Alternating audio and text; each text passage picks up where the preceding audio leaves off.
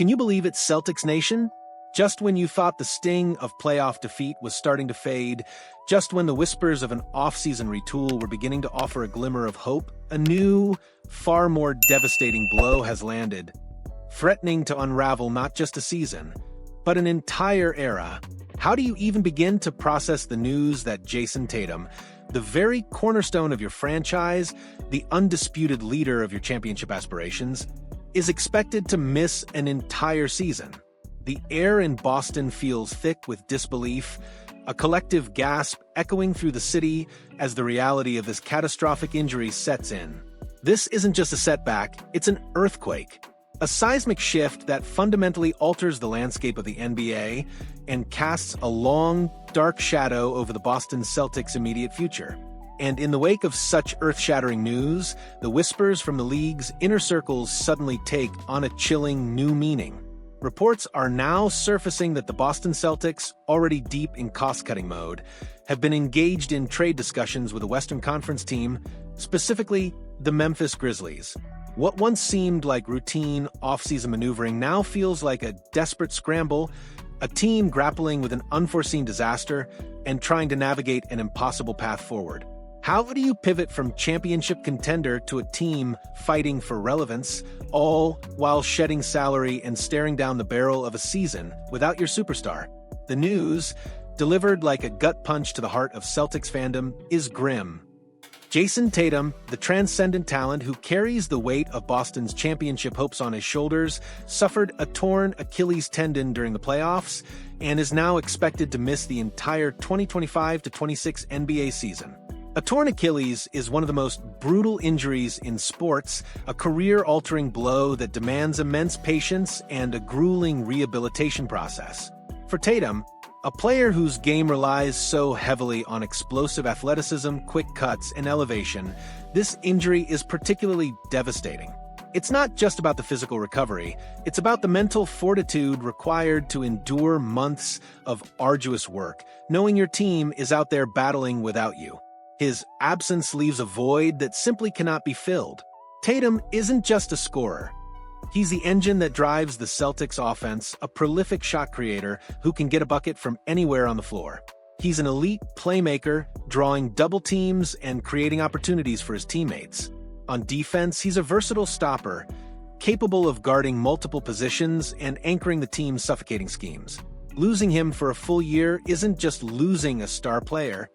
It's losing the identity of the team, the focal point around which everything else revolves. The championship window, which seemed wide open just weeks ago, now appears to be slamming shut, at least for the foreseeable future. The dreams of Banner 18 will have to be put on hold, replaced by the stark reality of a season dedicated to recovery, reevaluation, and perhaps a painful retooling. This catastrophic injury to Tatum exacerbates an already precarious financial situation for the Boston Celtics. Even before this devastating news, the Celtics entered the summer with the largest tax bill on record, a staggering sum that underscored their commitment to winning, but also highlighted the immense pressure on their payroll. To mitigate this, they had already initiated a series of aggressive cost-cutting measures.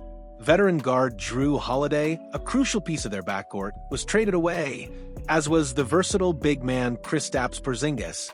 In return, they acquired Anthony Simons and Georges Niang, players on more manageable contracts. Adding to the financial gymnastics, Al Horford, a beloved veteran and key locker room presence, seems likely to walk in free agency, further reducing their salary commitments. These moves, while painful, had a clear objective: to knock the Celtics under the dreaded second tax apron. This threshold isn't just about paying more money, it imposes severe restrictions on team building, limiting trade flexibility, access to the mid-level exception, and even the ability to take on salary in certain situations. Staying below it is crucial for long-term roster construction.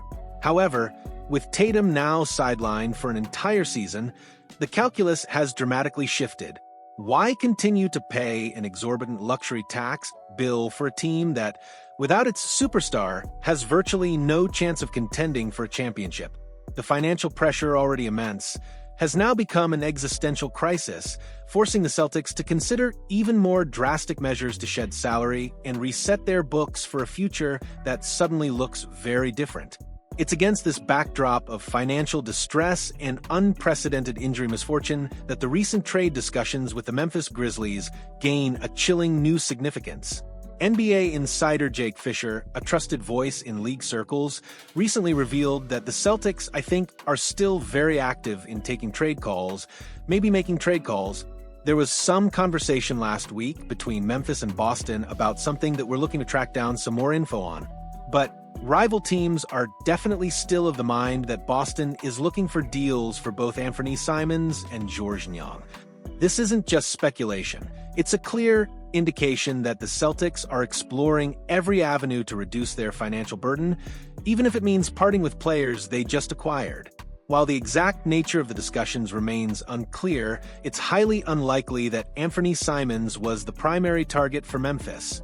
The Grizzlies already boast a deep and talented backcourt featuring Ja Morant, the explosive franchise cornerstone, Scottie Pippen Jr., a promising young guard, recent trade acquisition Kentavious Caldwell-Pope, a proven veteran, and recent signee Ty Jerome.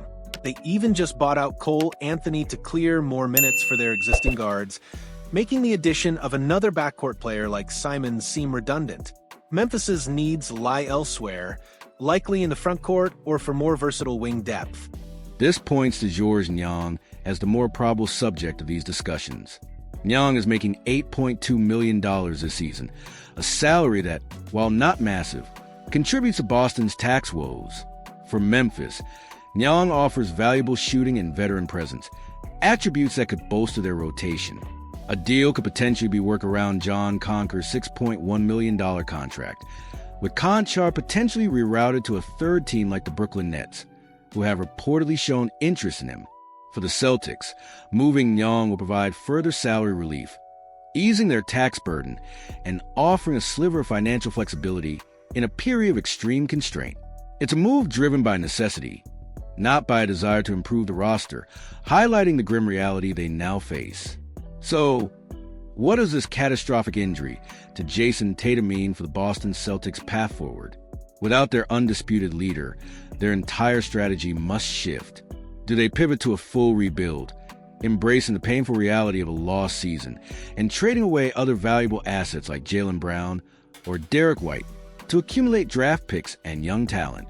Or do they attempt to retool, try and stay competitive enough to develop their remaining core while Tatum recovers, hoping to reemerge as contenders in 2026 to 27? The latter seems incredibly challenging. Maintaining a high payroll for a team that won't contend and has lost its best player makes little sense from a financial or competitive standpoint. The psychological impact on the team cannot be overstated. How do you motivate a locker room when your star is sidelined and the championship dream is deferred? The onus will fall on players like Jaylen Brown to step into an even larger leadership role, a challenge he has faced before but never under such dire circumstances. Young players and recent draft picks will be thrust into significant roles, forced to accelerate their development in a high-pressure environment. This season will be about survival, about finding new identities, and about laying the groundwork for Tatum's eventual return. It's a stark, painful reality for a franchise that has consistently been on the cusp of glory. The Boston Celtics, a team synonymous with winning and championship aspirations, now find themselves at a crossroads, navigating a perfect storm of financial constraints and an unforeseen, devastating injury to their franchise player.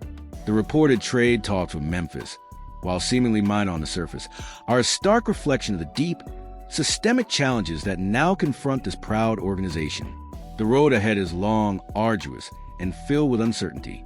The dreams of Banner 18 are on hold, replaced by the grim reality of a season dedicated to recovery, reevaluation, and perhaps a painful retooling. What do you think the Celtics should do now, faithful? Is it time for a full reset, embracing a rebuild and trading away other key pieces to prepare for Tatum's return, or can they weather the storm and try to stay competitive? Let us know your thoughts and predictions in the comment section below. And if you want to stay on top of every twist and turn in this captivating, albeit heartbreaking, off-season saga, make sure to hit that like button and subscribe to our channel for all the breaking news and in-depth analysis.